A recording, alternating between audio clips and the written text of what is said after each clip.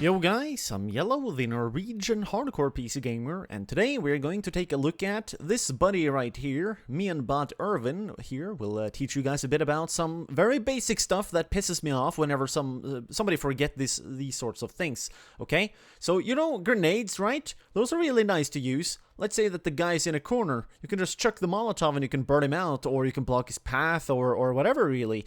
Smoke does something very similar, but it lasts longer, and it's, you know, vision destruction, basically. If I want to see you behind that smoke, now I can't.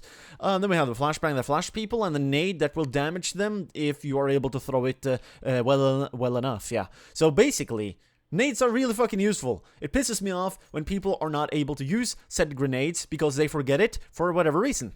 And this is where the grenade feature that Valve adds is overpowered and incredibly useful at the same time. And so personally, I think that this would be a better tool if you are practicing, so that you can practice some nice patterns and behaviors that are going to assist you in making sure that you are going to be able to use these grenades and ask your teammates for them, depending on the situation. But aside from that, it's kind of too broken for proper professional play. And you know what? That split, it doesn't really matter too much to us. So let's dive into how we can do this, because you can actually see what weapons people have and nades and whatnot at all times. And that is when you are alive. When you're not alive, you can obviously spectate the dude and tell him, you know what, dude, you have like fucking 100 nades. Use them. Damn it. And then he just runs out and he dies and he didn't spend a single nade, right? It pisses me off because he's wasting his economy and he's limiting his choices when he is making a bad decision. Like, how can you fuck up that many things at once? I don't even know, but I mean, it's a learning curve, I know, so that's why, yeah, let's dive deeper into these sorts of basic things.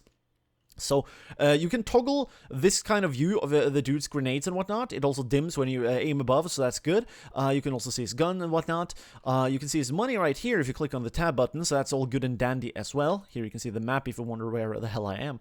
Yeah, aside from that though, what you really want to do is to, from the get-go, maybe get some positional advantage of where your teammates are. The only way you can do this is by toggling it in the settings, and aside from that, you have the button toggle as well for this feature. So how you do that is very straightforward.